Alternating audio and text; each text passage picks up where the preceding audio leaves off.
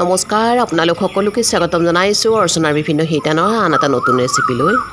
আজি আপোনালোকৰ কাৰণে লৈ আহিছো আনিনাৰ দৰে খুব ধুনীয়া এটা টেষ্টি আৰু সোৱাদযুক্ত লগতে হেলথি এটা ৰেচিপি আশা কৰোঁ আপোনালোক সকলোৱে নিশ্চয় ভাল পাব গতিকে আহক ৰেচিপিটি কি হৈ জানিবৰ কাৰণে ভিডিঅ'টিৰ মাজলৈ যাওঁ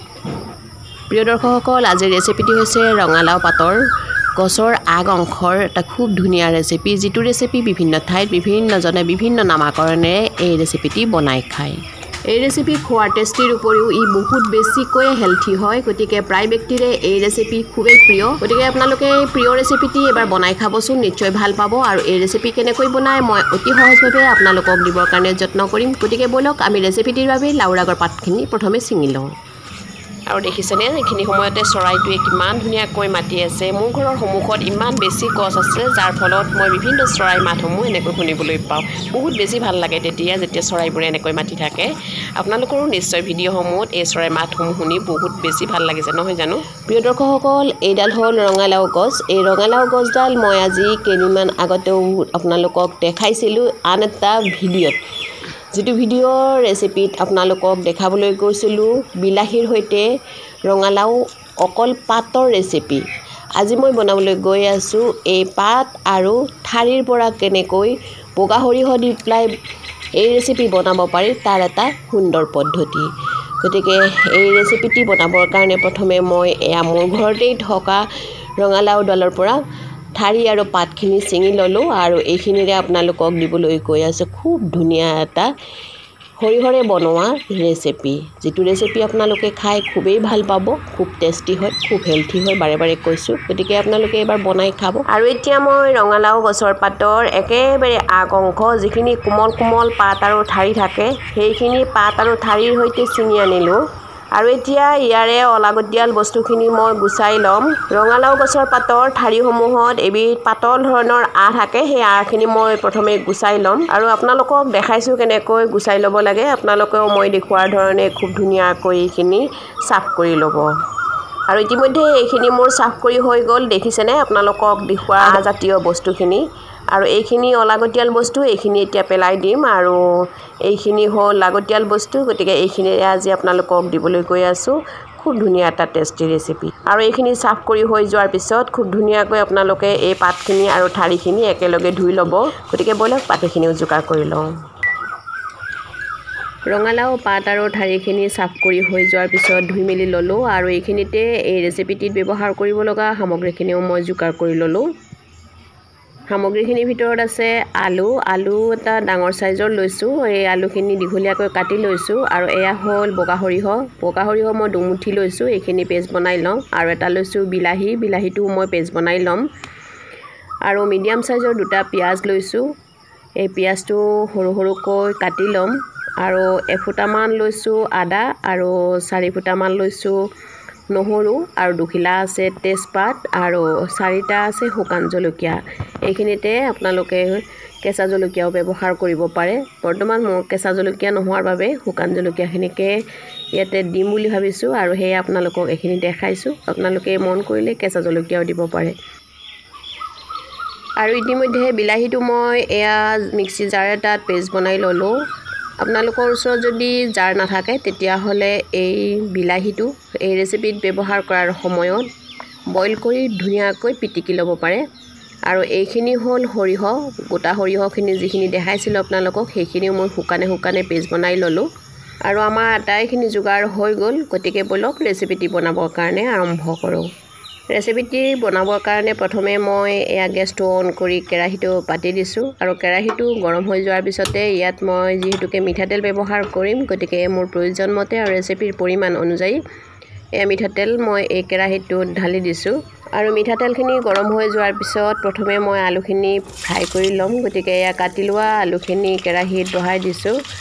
আৰু এইখিনি ফ্ৰাই কৰিবৰ কাৰণে মই আন্দাজমতে নিমখ হালধি ব্যৱহাৰ কৰিছোঁ আৰু এতিয়া হেতাখনেৰে লাৰি দি অলপ ঢাকনিখন মাৰি দিছোঁ প্ৰায় 5 মিনিটমানৰ কাৰণে আৰু প্ৰায় 5 মিনিটমানৰ পিছতে মই ঢাকনিখন গুচাই চাইছোঁ আৰু চাই দেখিছোঁ খুব ধুনীয়াকৈ কোমলিবলৈ আৰম্ভ কৰিছে এই আলুখিনি আৰু ইতিমধ্যে নমাব পৰাও হৈ গৈছে আৰু মই আলুখিনি এইখিনিতে নমাই লৈছোঁ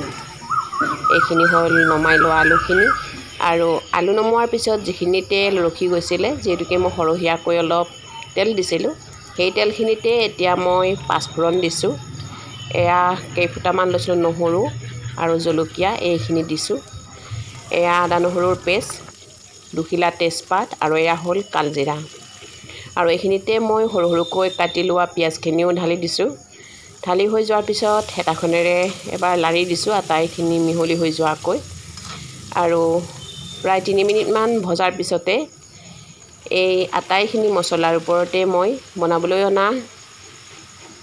ৰঙালাওৰ ঠাৰি আৰু পাতখিনিও বহাই দিছোঁ দি হেতাখনেৰে আটাইখিনি খুব সুন্দৰকৈ লাৰি দিছোঁ এয়া আৰু এইখিনিতে মোৰ আন্দাজমতে আৰু ৰেচিপিৰ পৰিমাণ মতে নিমখ দিছোঁ এয়া হ'ল হালধি আপোনালোকেও আপোনালোকৰ ৰেচিপিৰ মতে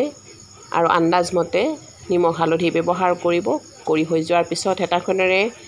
খুব ধুনীয়াকৈ লাৰি দিব আৰু প্ৰায় 10 মিনিটমানৰ কাৰণে ঢাকনি এখন মাৰি দিব আৰু প্ৰায় 10-15 মিনিটৰ পিছত ঢাকনিখন গুচাই চাইছোঁ এয়া কোমলিবলৈ আৰম্ভ কৰিছে আমাৰ ৰঙালাওৰ ঠাৰি আৰু পাতখিনি আৰু এতিয়া মই হেতাখনেৰে এনেকৈ আটাইখিনি লাৰি দিছোঁ আৰু এইখিনি সময়তে মই গুড়ি কৰি লোৱা বগা সৰিয়হখিনিও ঢালি দিছোঁ আৰু ইয়াৰে পিছত মই পেষ্ট বনাই লোৱা যিটো বিলাহী আছিলে সেই বিলাহীৰ পেষ্টখিনিও ঢালি দিছোঁ আৰু ঢালি হৈ যোৱাৰ পিছত আকৌ এবাৰ হেতাখনেৰে লাৰি দিছোঁ এইখিনি সময়ত গেছৰ ফ্লেমটো মিডিয়াম হৈ থাকিব আৰু এতিয়া ফ্ৰাই কৰি লোৱা আলুখিনিও মই ইয়াতে ঢালি দিছোঁ আৰু ঢালি হৈ যোৱাৰ পিছত এয়া মই হেতাখনেৰে আকৌ লাৰি দিছোঁ তল ওপৰ কৰি দিছোঁ আটাইখিনি আৰু প্ৰিয় দৰ্শকসকল যদিহে আপোনালোকে অকণমান পানী দিব বিচাৰে তেতিয়াহ'লে এইখিনি সময়তে অকণমান পানী দিব বৰ বেছি পানী নিদিব আৰু যদিহে একেবাৰে শুকান ভাজি কৰি খাব খোজে পানী নিদিলেও কোনো কথা নাই মাত্ৰ ঘনাই লাৰি থাকিব মই এই ৰেচিপিখিনিত প্ৰায় একাপমান পানী দি এয়া হেতাখনেৰে লাৰি প্ৰায় 15 মিনিটমান সময়ৰ কাৰণে আকৌ ঢাকনিখন মাৰি দিছিলোঁ আৰু 15 মিনিট হৈ যোৱাৰ পিছত ঢাকনিখন আকৌ গুচাই চাইছোঁ এয়া